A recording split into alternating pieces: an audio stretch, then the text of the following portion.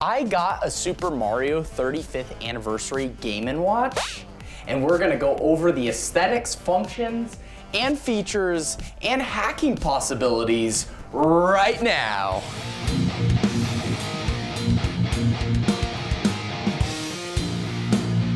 What's up guys, Luke back again, and today we're gonna go over the new Super Mario Bros.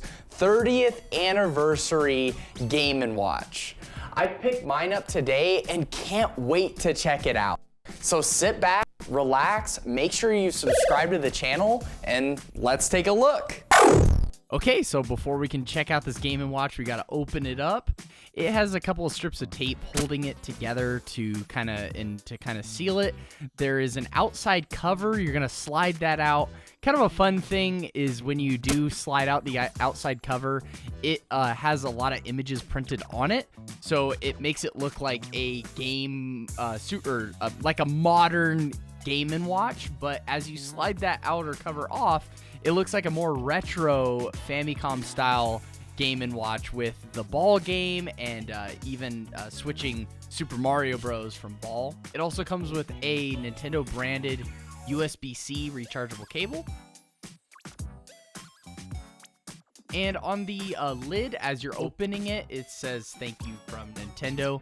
Just kind of a fun little added message to kind of add to the unboxing experience. The manual doesn't have a whole lot going on with it, just kind of basic setup, shows you how to do it in a couple of different languages, all black and white. Not much to talk about there. And now to the meat and potatoes, the actual system itself. It's held together with a cardboard box reminiscent of the inserts that went inside of Super Nintendo games that held the actual game itself. Kind of fun. It really feels a lot like it. And here is the Game & Watch itself, looking pretty and shiny.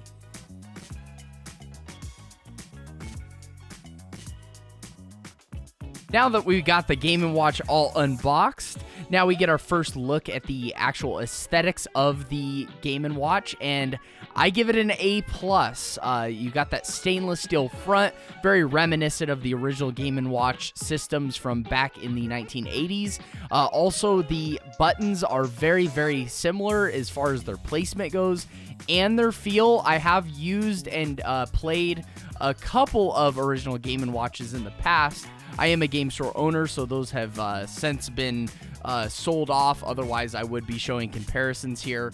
But in this one, you're going to have to take my word for it. There is a new thing with this one, though. They did add a D-pad this time around just to basically allow you to play a Super Mario Bros. Game on an original Game & Watch, and the D-pad doesn't disappoint. It's very much so a lot like the original D-pads for the NES controller from back in the day. And we got that bright and beautiful Game & Watch logo, looking very much so like the original. However, on this one, there are a few new features. We have an internal rechargeable battery, and that is recharged by the USB-C plug, and the power button is on the side there. The one gripe that I would have about the aesthetics is they got so many things right. It feels a lot like the originals. It's almost identical in a lot of ways, but they didn't put a kickstand on the back. Come on, Nintendo.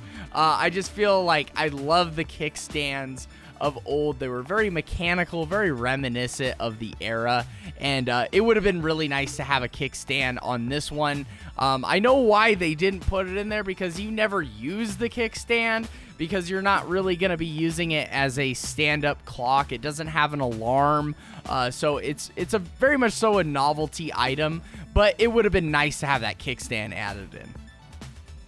Now, moving on to the clock section, I'm going to note a few things that I noticed while playing around. Take note that there are 35 total Easter eggs in the clock section. I'm not going to go over each and every one of them because personally I haven't found them all.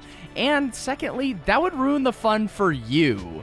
So we're going to go over every hour at the top of the hour and see if there's similarities and differences between AM and PM, as well as some neat little extras that I just wanted to point out to you. At 1 a.m., there's a Dry Bones appearance, and at 1 p.m., there's a Shy Guy appearance. At 2 a.m., we see a Boo appearance, and at 2 p.m., Bullet Bill does what Bullet Bill does. At 3 a.m., shooting stars fill the back of the screen, and at 3 p.m., Mario's got to deal with a couple of Buzzy Beetles. At 4 a.m. and p.m., we got to deal with Hammer Bros. I hate those guys. At 5 a.m. and p.m., there's a Piranha Plant sighting. At 6 a.m. and p.m., we encounter a couple of Spinnies. At 7 a.m. and p.m., watch out, there's Monty Mole popping out of the ground. At 8 a.m. and p.m., we get a fireworks show. Apparently at 9 a.m. and p.m. is Mario's break time, so we get to watch Luigi scroll endlessly across the screen. At 10 a.m. and p.m. is the Koopa Paratroopa's time to shine. 11 a.m. and p.m. are explosive. Bob-omb does his thing. 12 a.m. and p.m. are pretty cash, just Mario smashing on some Goombas. The games included are Super Mario Bros., Super Mario Bros. 2, not to be confused with the US release of Super Mario Bros. 2. This was actually a Japanese-only release, also known as the Lost Levels on Super Mario All-Stars for the Super Nintendo, and the original Game & Watch game, Ball. And for the games, I got a couple little pointers for you guys. If you feel like the game is a little bit too hard and you want a couple more lives, well, hold down the A button and you will survive. As far as Ball goes, if you hold down A, Luigi is well on his way. And if you press B twice on Super Mario Bros. 1, you will not be done. Actually, you'll be on World 2 or 3. So that's all good and well, but I think the question in the room is, can we put more games on this thing? And the answer is yes. Currently, the hacking scene for the Game & Watch is just now starting, but is very aggressive and moving forward. I do want to refer you to a YouTube channel I've been tracking, which is Stack Smashing. We'll link his latest video in the cards above for you to go and check out how far the community has gone as far as hacking these things, upgrading the memory on them, even developing brand new boards to swap out, and blowing the doors open as far as possibilities go for the new Game & Watch system. So go over and check out his video and get excited because hacking for the Game & Watch has just begun. The Super Mario Bros. 35th Anniversary Game & Watch is an awesome homage to two things. The first being the original Game & Watch system made by Gunpei Yokoi way back in 1980 when Nintendo was just starting to make arcade games and way before home consoles were even on their radar. It frontiered handheld systems from Nintendo, a tradition that they support now more than ever. Second, the legacy that is Mario. A character with humble beginnings that over the last 35 years has turned into the most iconic video game character of all time. This Game & Watch captures the spirit of those two things and presents them with a modern twist. To be honest, after this video, this little novelty will probably go back in its box and only be pulled out when showing friends and family. But that doesn't change the impact that it has made on me and significance of what it represents. Oh, and yeah, it's worth every bit of 50 bucks.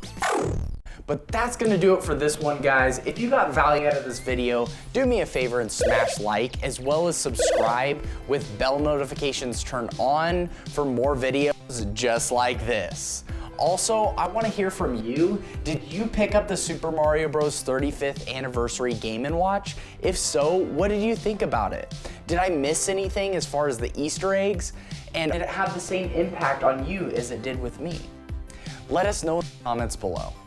And lastly, if you want to help us sustain this channel, check out the Patreon link in the description. But until next time, Luke from 8-Bit Plus signing out, and I'll see you in the next one. God bless.